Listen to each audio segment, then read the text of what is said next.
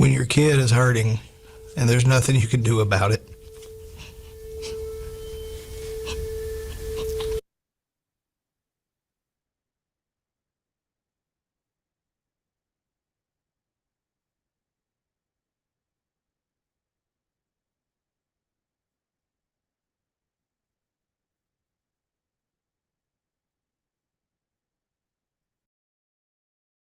Welcome to this course, which is a graduate course of 2 semesters based on an analysis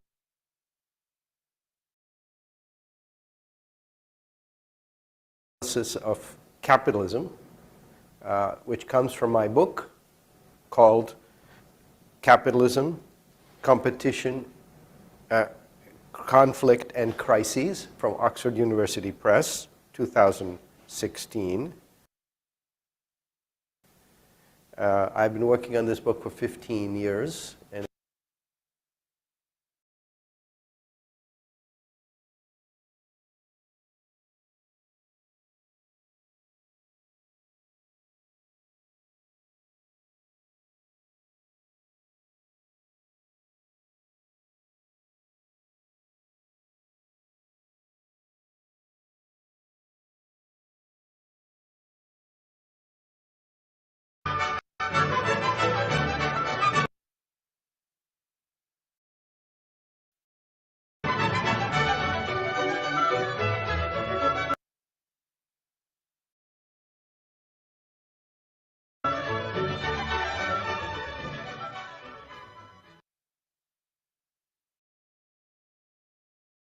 what I want to talk about today is the labor process, the description of labor process and the relation between the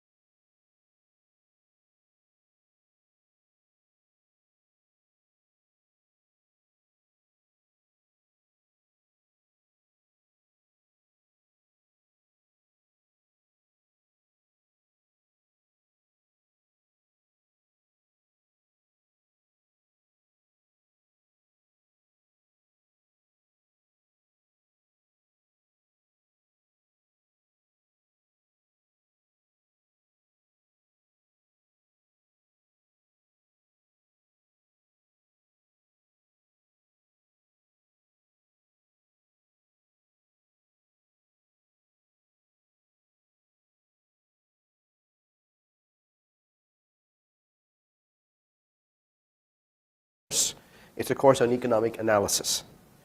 And the object of investigation is how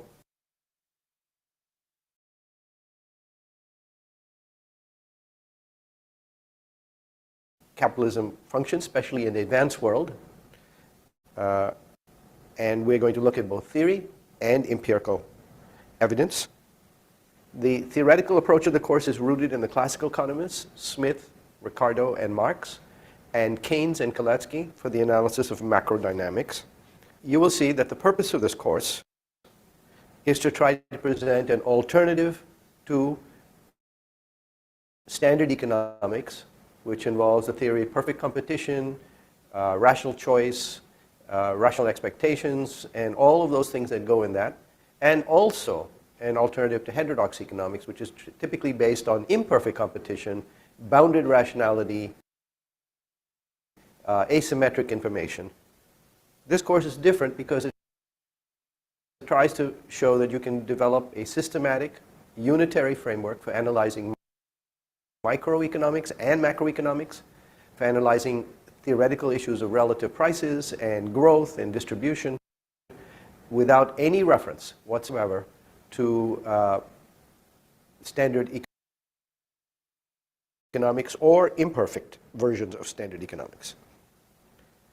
Now, we know that competition and conflict are intrinsic features of modern societies, that booms and busts are recurrent patterns throughout capitalist history. We know that the state intervenes to modify them, but it has not abolished them. For instance, just in the advanced countries in the last 85 years, we've had Great Depressions of the 1930s, the stagflation crisis of the 1970s, and now the ongoing global crisis beginning in 2007, 2008. And right now, we know that there are problems of debt problems and problems related to excessive buildup of debt in China, in India, and indeed, there's considerable fear that these problems will lead to another bust, beginning in those countries perhaps, or in Europe, and sweeping through the world again. And lastly, we know that inequalities increased tremendously in the last few decades, going back to a period which was in earlier times one of great inequality, before the 1940s, before the post-war period. So my book is an attempt to show that these patterns and many other patterns which I will delineate over the next year, 2 semesters in this course, can be explained in a straightforward, systematic way. Social and institutional factors will play an important role, but at the same time, these factors will be shown to be limited, channeled, and structured by gain-seeking behavior, by which I mean behavior in which people try to get more benefit or more money from some activities. For instance, workers drift towards higher wage jobs. Firms drift towards higher profit opportunities, and these drifts create patterns which I will show you can be shown empirically, can be found empirically. In that sense, the dominant gain-seeking motive is the profit motive, because that's what drives businesses, and that's what drives employment, and that's what drives dividends, wages, interest, and rents, and therefore the income from property. And I will show you that this can be used to explain many patterns, including the kinds of things that Ketty has talked about in his book. So this is one of the driving elements of my approach, is the emphasis on competition, on real competition. Now, real competition, I will show you over this course, is extremely different from the notion of perfect competition, or its dual, which is imperfect competition. As you know, orthodox economics begins from the idea of perfect firms, perfect individuals, perfect knowledge, perfectly selfish behavior, and rational expectations. Heterodox economics begins from the idea that firms are not perfect, that individuals are not perfect, knowledge is imperfect, that expectations are bounded by lack of information, but that approach is the dual of the perfection approach, because it is tied to the idea that you can explain the real world as deviations from perfection. And that is not true, and obvious it's not true, because you cannot add up imperfections to create a general theory of imperfection. To have imperfections, you must have perfection, and perfection is a false starting point in the first place.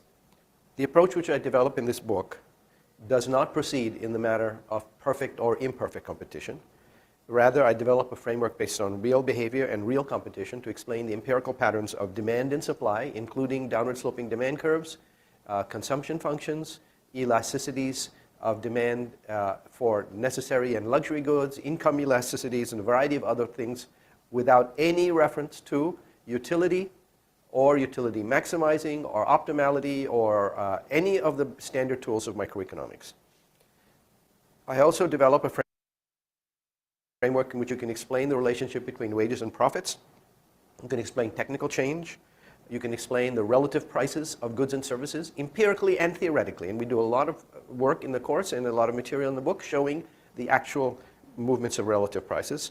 The theory of interest rates, as well as the empirical patterns of interest rates, bond and equity prices, the whole question of the relationship of equity to underlying fundamentals, then the theory of exchange rates, the determination of terms of trade patterns, the theory of growth, what drives growth, what limits growth, what is the impact of demand pumping from the state and external sources on growth, and why that cannot go beyond a certain point.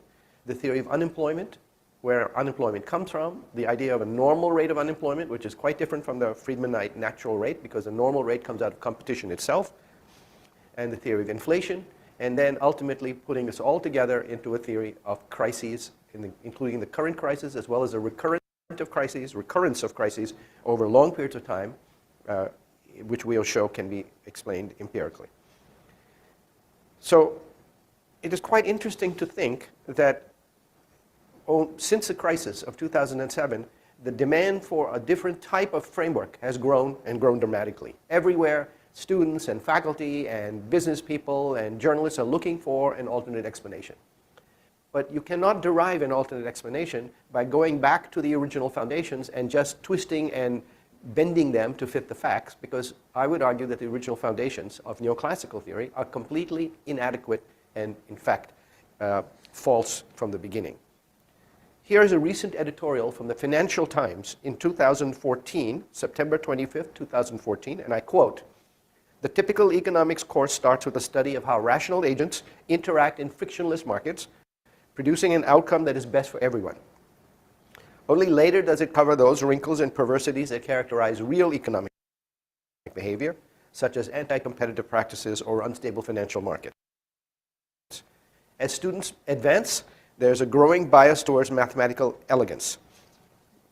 When the uglier world intrudes, it only prompts the question that is all very well in practice, but how does it work in theory?"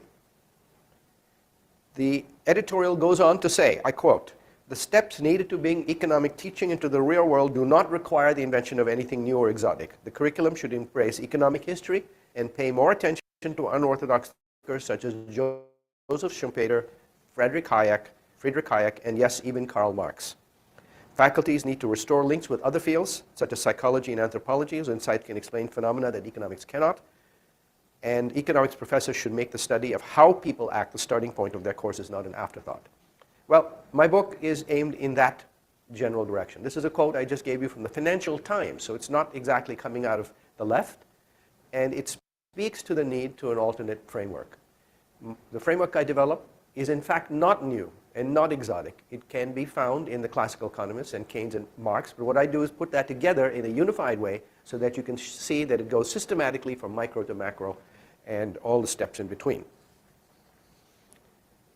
As such, this is not a course in the history of thought. This is a course in economic analysis, and its object of investigation is actual capitalism, not some idealized version, perfect or imperfect.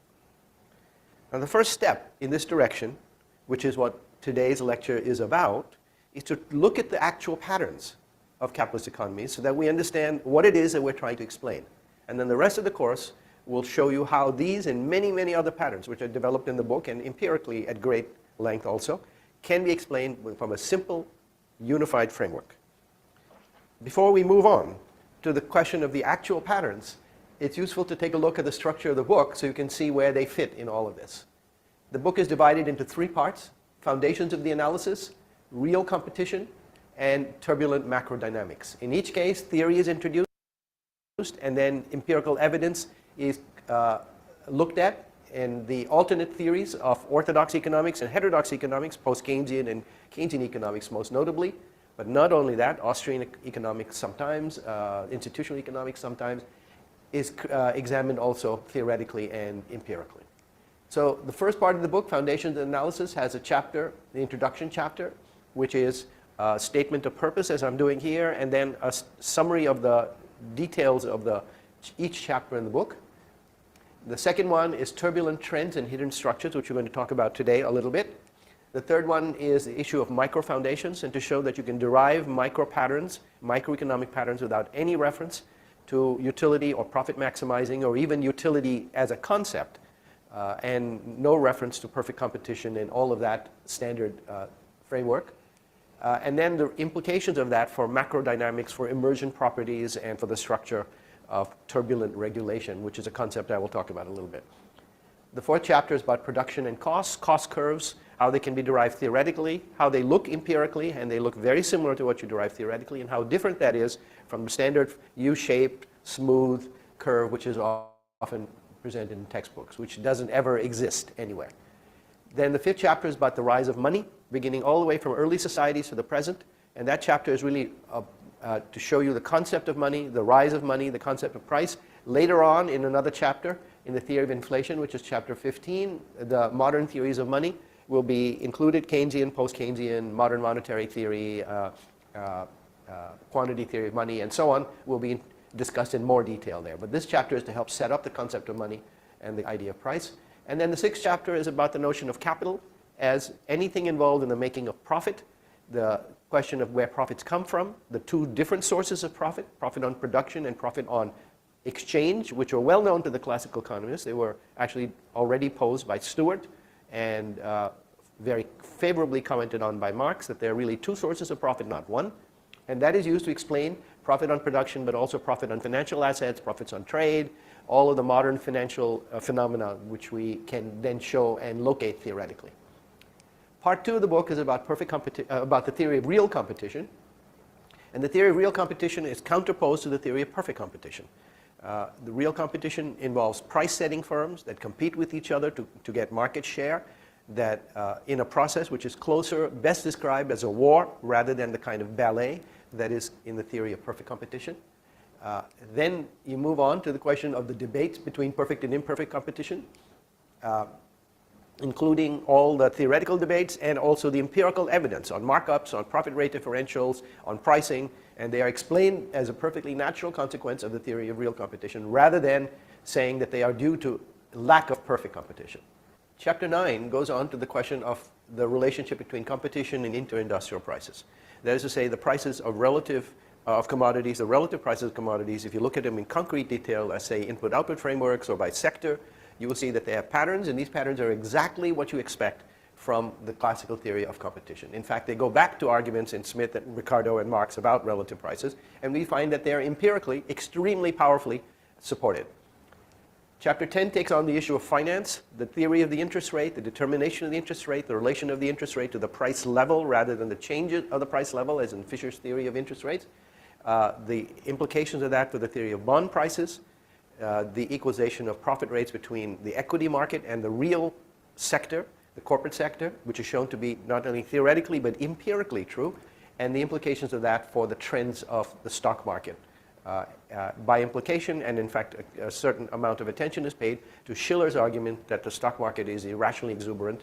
I show in the book that the stock market's rate of return is very close to the corporate incremental rate of return, as it's expected, and that implies that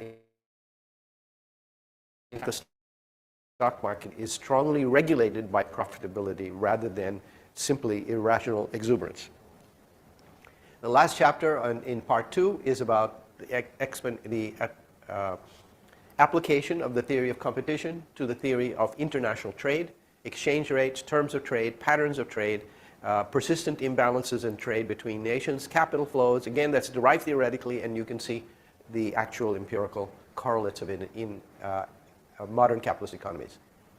Part 3 takes on the issue of turbulent dynamics, turbulent macro dynamics. Now, sitting on the theory of competition and the theory of turbulent equalization of many profit rates, wage rates. Turbulent meaning that they never equalize, they're always moving in one direction and displaced and moving in another, so it's a constant up and down movement, which we look at empirically. I begin with chapter 12, which is the rise and fall of modern macroeconomics. Macroeconomics before Keynes. Keynes's argument is a strong attempt to find an explanation for the world that he saw in the 1920s, which was structured by, deeply affected by mass unemployment, which was persistent. And his attempt to explain that led him to the question of effective demand in his particular form. So I talk about the pre-Keynesian theory, Keynes, then the rise of the modern neoclassical arguments for everybody from Friedman and Phelps up to Lucas and the most modern versions of neoclassical economics, real business cycles, and a variety of others, and also including Keynes, Kalecki, and the modern post-Keynesians. Chapter 13 is the key macroeconomic theoretical chapter because it attempts to lay out the classical macrodynamics in which the central issue is and make investment in order to make profits. The motivation for raw materials purchases, for the consumption of workers, which comes from their wages, for the consumption of property owners, which comes from the profits, rents, and interest coming, dividends, rents, and interest coming out of profit, and the demand for investment goods comes out of profitability, because you'd only invest if you think you can make profit from expansion. So in fact, profit regulates both aggregate demand and aggregate supply, but it does so through different channels. They don't necessarily equal each other, and the fluctuations and oscillations around their common balance point is exactly what macro dynamics is all about, in the context of a growing economy, always, because capitalism always grows. So the theory, the classical theory of macrodynamics is developed here. It encompasses the Keynesian and Kaleckian arguments, some of which are addressed also earlier in the debates between perfect and real imperfect competition. And I argue that you can develop a consistent empirical explanation of actual macro patterns. Now, part of that leads to the question of the effect of the relation between wages and unemployment. And in chapter 14, I talk about the theory of wages in different schools, the classical theory of wages, the theory of unemployment in different schools, the classical theory of unemployment, and I show that there is a very strong empirical relationship between the change in the wage share, which is real wages relative to productivity, and the unemployment in the United States, a relationship which is very much like a Phillips curve, only it's in terms of the wage rate of change of the wage share rather than the rate of change of money wages. If you know macro, you'll recognize that. That has a direct implication because you can also show that the theory of macrodynamics in the classical tradition implies a persistent rate of unemployment coming out of competition itself, not coming from the absence of competition, but because of competition. That means that capitalism creates a pool of unemployed labor, and we will look at that empirically, look at the dynamic associated with that empirically also. That leads to the question of the relation between the earlier development of money in chapter 5 and the modern theory of money, which is developed and discussed in chapter 15, and the relationship between that and inflation. I argue that inflation does not come about because the system reaches a certain degree of full employment and then prices rise, which is a common argument in neoclassical and orthodox economics. For instance, neoclassical economics says that you're always at full employment if the market is allowed to do its work. So if you increase the money supply, you increase demand for goods and services, and this causes prices to rise because output cannot rise anymore. That's essentially the foundation of all neoclassical theories of inflation, but especially Friedman's. Keynesian theory says, no, you're not at full employment. So if you pump up the economy through aggregate demand, you will get output increases until you reach full employment, but you won't get inflation until you're stuck at full employment, so any further output increases will only increase prices. This is evidently not true empirically. That's why the Phillips curve failed. And what I show is that you can develop an alternate theory of inflation in which the system is growing normally, increases injection of purchasing power, enhances the growth, but it also increases employment and can increase the wage share. And if the wage share, and that leads to the question of when you have inflation. Why do you have inflation? The answer is that inflation arises because there's a natural limit to the growth of a system, but that limit is not the availability of labor, since the system produces a persistent pool of unemployed labor. It is rather that no system can grow faster than the profit rate. The profit rate is when you put all of the economic surplus back into growth. The system can go up to that point, but not faster than it, and that is a point made by Ricardo a long time ago. It's also in Marx in the schemes of reproduction, and it's a point rediscovered again by von Neumann in his idea of the von Neumann rate, the maximum rate of growth of the economy. Well, if there is a maximum growth rate, then if you pump up the economy and you begin to approach that maximum growth rate, prices begin to rise. And we show, in the book I show that you can explain inflation in a wide variety of conditions, in a wide variety of countries, a wide variety of times by this simple principle. And that's an empirical explanation too. Then the next chapter, which is essentially the last theoretical developed chapter, is about the theory of growth, recurrent crises, including long waves, which are shown to be empirically occur, and we're going to talk about that a little bit today also, and the relationship between growth, profitability, interest rates, financial bubbles, and the crisis that built up in 2007 and then led to the Great Depression, what I call the first Great Depression of the 21st century. Finally, chapter 17 does not summarize in any detail the structure of the book, since that's already in the introduction, but rather talk about the essential principles of the book, which is to have analysis without any reference to utility, profit maximizing, optimality, or any of the standard tropes of neoclassical theory, or imperfections, which are the standard tropes of heterodox economics, most of heterodox economics, but rather how you can apply this framework to a variety of other things. I talk about Piketty's work and how it can be explained from this point of view of this book. I talk about development and underdevelopment. I talk about distribution of wages, including some very new results on the empirical distribution of wages and profit-type income related to econophysics. And the book ends by saying that the purpose of the book is to create a foundation for economic analysis of the developed world so that it may be used also as a framework and a foundation for the analysis of development and underdevelopment caused by capitalism itself. What we're going to do in the remaining time is to talk about some broad structural patterns. I should say from at the start, and I hope to remember to say at the end also, that today's lecture is actually given after the course was done, because when I was giving lectures on the course, the first half of the course was done, the book was not out. The book came out January 15th, and the course was from September to December. So the remaining lectures will often refer to the forthcoming book, and I wanted to start this lecture, so to speak, showing the book to show that, in fact, it's there. There will be a second set of lectures beginning in February, and it will run till May, which will cover the macrodynamics part of the book. So at the end, the book will be there in the second semester, but was not there in the first. As I said before, the object of this course is the investigation of actual capitalism, not economic theory per se. Economic theory is useful in explaining the object, but I'm not concerned with who said what just for the sake of keeping track, but rather how it's applicable and consistent. So as I've always already argued, I reject the distinction between imperfect and perfect, because imperfect, in my opinion, is tied to the idea of the perfect.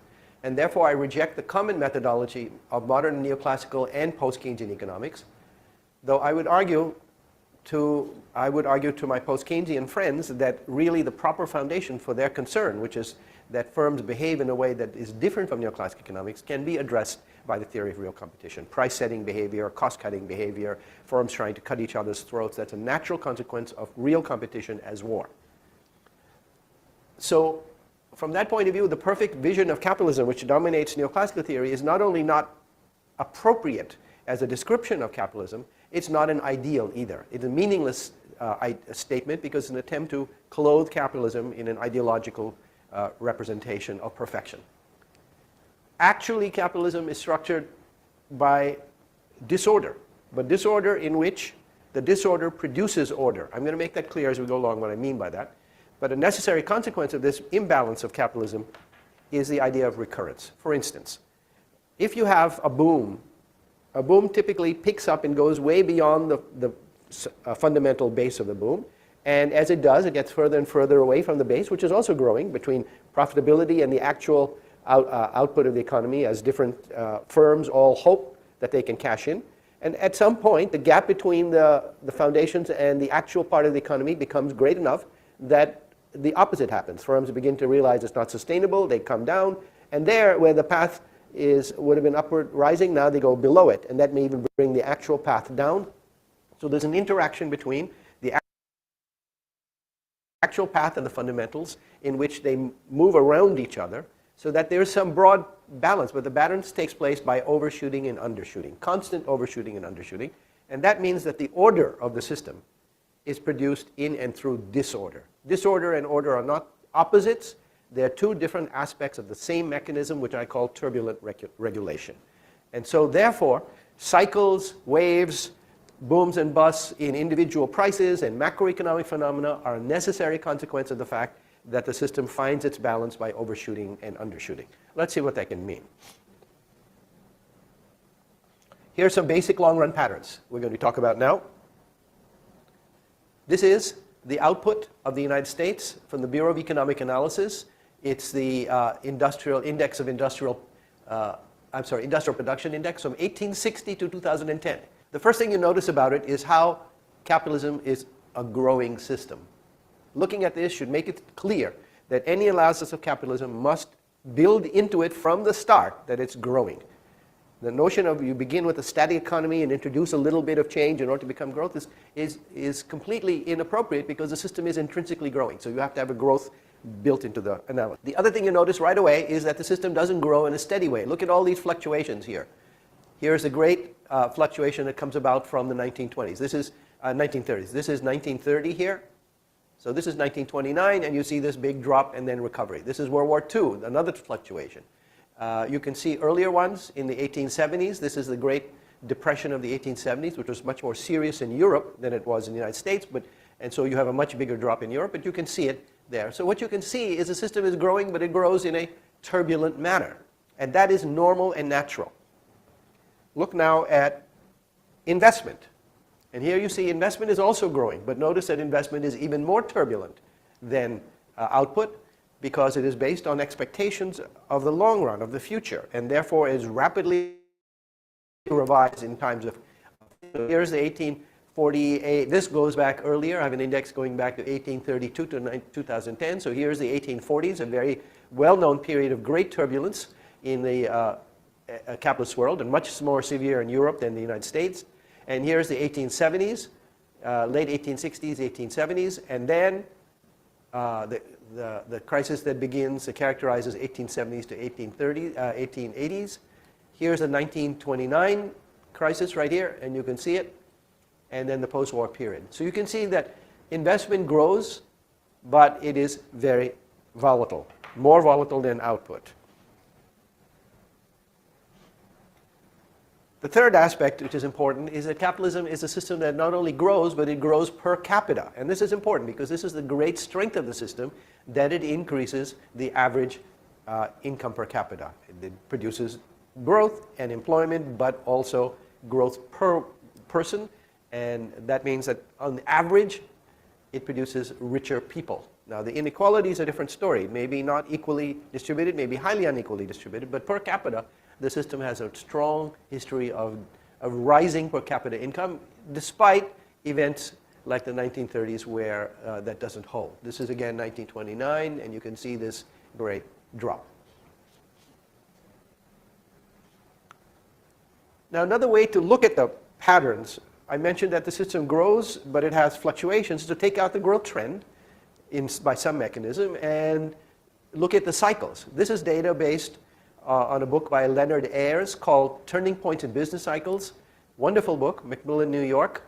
And it is actually based on data produced by banks, because banks are very interested in knowing when booms and busts come, since they lend you money in a boom, but it goes up to, in this particular case, 1862. And what is striking is you get ups and downs, ups and downs, ups and downs, ups and downs as a regular feature of capitalist reproduction. Normal. And you also get here in the 1840s an event which is called the Great Depression. In fact, it's the Great Depression of the 1840s, well known in business cycle literature, well known in political and economic analysis of Europe, especially in that period. And yet we tend to ignore it when we're talking about growth. Now, this is the same data series from 1867 to 1902. Again, you see fluctuations, up and down, up and down. And here you have this big event, now formally called in the business cycle literature the Long Depression of 1873 to 1883. And you can see how big an impact it had, then the recovery, then again fluctuations in the late 1880s, and this ends in 1902. So you can see the fluctuations. Typically wars have a big impact also, which I'm skipping here, but you can see that in the data. The main point I want to make is that this is what I mean by recurrence and turbulent regulation. The system overshoots and undershoots because that's how it achieves some kind of rough balance. And this is the last period, 1903 to 1939, and you see these fluctuations again and again, here and here. Here's the World War I, the big boom caused by World War I, then the collapse after World War I, then the 1929 collapse here. Let's see, is that 1921, the great stagnation that drove Keynes to wonder why economic theory is not accurate. And the problem in 1920s was mass unemployment across Europe, and then the Great Depression of the 1930s, 1929, 1930s in the United States, and all across the capitalist world. I'll skip that. So the next issue which I want to discuss is the relationship between wages and productivity. Again, this is a question that economic analysis is very concerned with, but it's important to look at how it operates actually, empirically. This is the same problem always. The top line is productivity growth. The bottom line is real compensation, and on the graphs you'll be able to see that these are two different lines. And you can see that beginning in 1889, this is when I have the earliest data, the two appear to move in similar ways. Then in the Great Depression, what happens is that productivity growth slows down, unemployment shoots up, money wages fall, but because prices collapse, real wages fall faster than money wages. Real wages rise rather than fall, and so it looks like labor has become more expensive. But what's happened is really the prices have collapsed, and wages take time to adjust, money wages time to adjust, so that those workers who are still employed have higher wages. Of course, the number of unemployed workers shoots up in this period. So you get this movement between productivity and real wages, and then beginning in the neoliberal era, the two moved apart in a very substantial way. Productivity continues to rise, and real wages, real compensation per production worker stagnates. And this is, of course, not just a part of the normal patterns of capitalism, but a socially induced change in the balance of power between businesses and workers, which was brought about by Reagan in the United States, by Thatcher in England, and so on, which was a real change in the institutional and political structure. The way to look at that is to take the ratio of real wages to productivity, which is the same thing as unit labor costs, and then you see that indeed, in the period from 1889 to 1929, that ratio was roughly stable. It then shoots up in the Great Depression, which seems like a tremendous surprise that unit labor costs rise in the Great Depression. But the reason, as I mentioned before, is that productivity falls, which raises unit labor costs. Money wages don't fall as fast as prices, so real wages actually rise, so both reasons cause unit labor costs to rise. Then you have the post-war period where unit labor costs are roughly stable, and then beginning in the late 50s, early 60s, you get a decline in real unit labor costs coming from competition and the pressure on workers to increase productivity. And then comes the Reagan-Thatcher era, neoliberal era, where you see these unit labor costs fall really sharply and dramatically because, in addition, the presence of foreign labor and the, in the US and England, smashing of labor unions weaken workers considerably. In the book, I spend quite a bit of time showing how this pattern works at an empirical level in more detail in one of the chapters in the book. This is the unemployment rate from 1890 to 2010, and you can see beginning in 1890, the data unfortunately doesn't go back earlier, but you can see a huge rise in the unemployment rate up to almost 20% in the end of the Great Depression of 1873 to 1893. Then a reduction in unemployment down to around 5%, and going through 1905, 1910, 1915, 1920, then 1929. The end of World War I is here.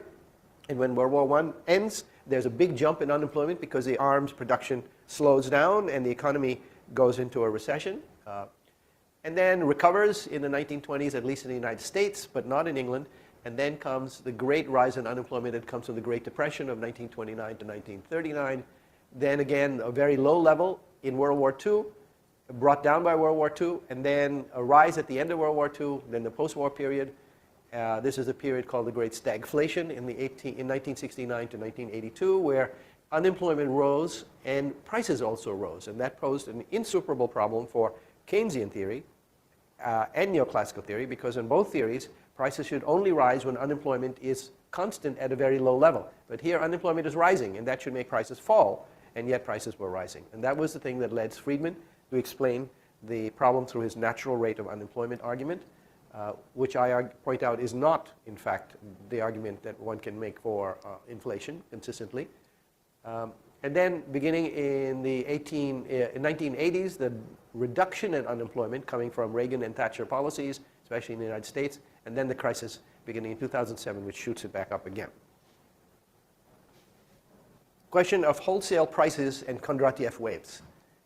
If you look at wholesale prices in the UK from 1780 to 2010, then you will see that they have a kind of fluctuation until 1940 or so. So one of the most striking things is that the price level in the UK doesn't essentially change from 1780 to 1940, 1939, 1940. That's an extraordinary thing, but there was no inflation in the modern sense until the post-war period. And here you see, beginning in 1939, 1940, prices rise and they never fall. That's the UK. Exactly the same pattern exists in the US. The data from 1780 to 1940, you see the US price level fluctuating, has waves, but it has no long-term increase in prices, so that really there's no, on average, the inflation rate between 1780 and 1940 is effectively zero. And then beginning in 1940, you get prices again never stopping. So one of the things I need to explain is why there was no inflation in earlier periods and there is inflation in the post-war period, and that's part of what I do in the book, show you empirically and theoretically. Now, if you look at these things, you can detect in the waves, and these are the waves that Kondratiev was focusing on. But these waves are very modest compared to the great price increase that takes place in the post-war period. And so it seems as if Kondratiev's argument about waves is no longer valid in the modern era. But in fact, that's not true, because the prices here are measured in national currency.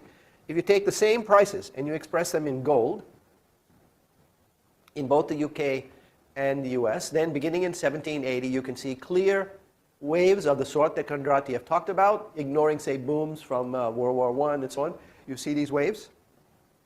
And indeed, a wave that peaks in the 1970s and then comes down, and then the next peak is 2003, roughly 2000, and then you can see going down to 2010. So those cycles are really quite striking, and in the book I show more arguments about Kondratiev's theory and why he missed this point.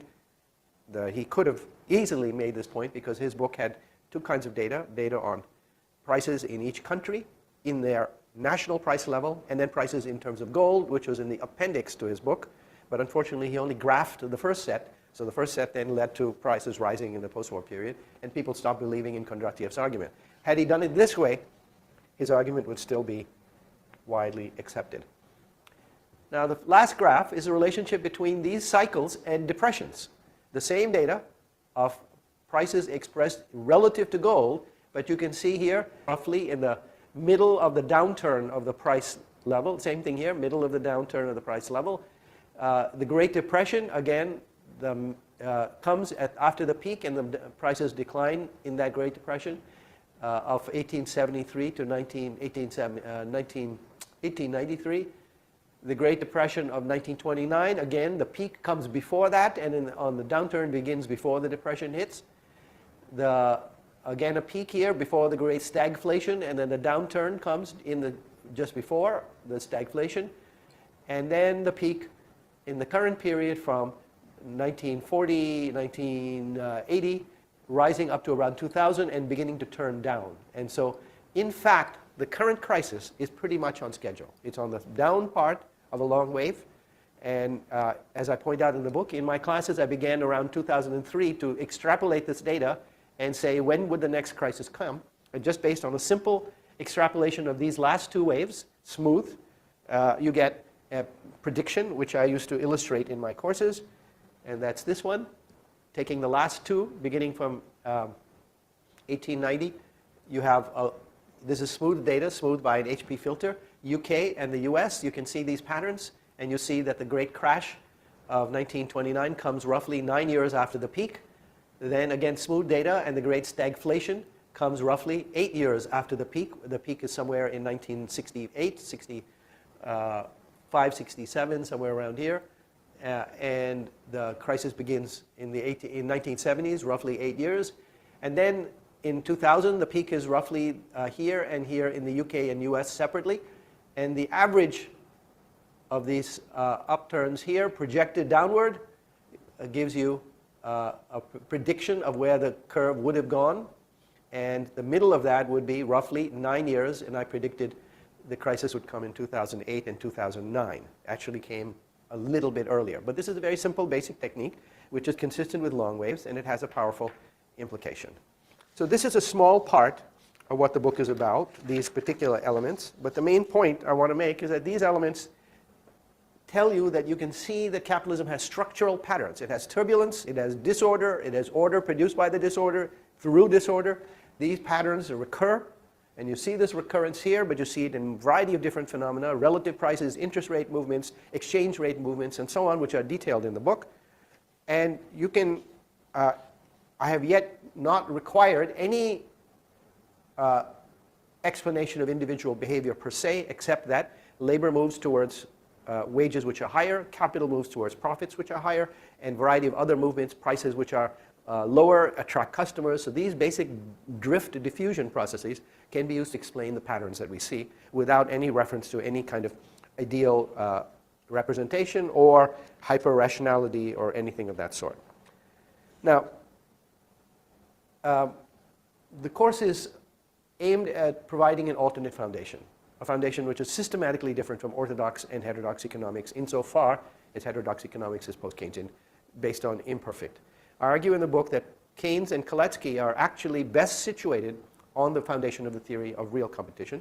Keynes, as you know, as people know, refused to permit his theory to be viewed as an application of imperfect competition, which was developed by Chamberlain and John Robinson in Cambridge by Keynes's own students, but he rejected that as an explanation for behavior of capitalism and certainly for his theory.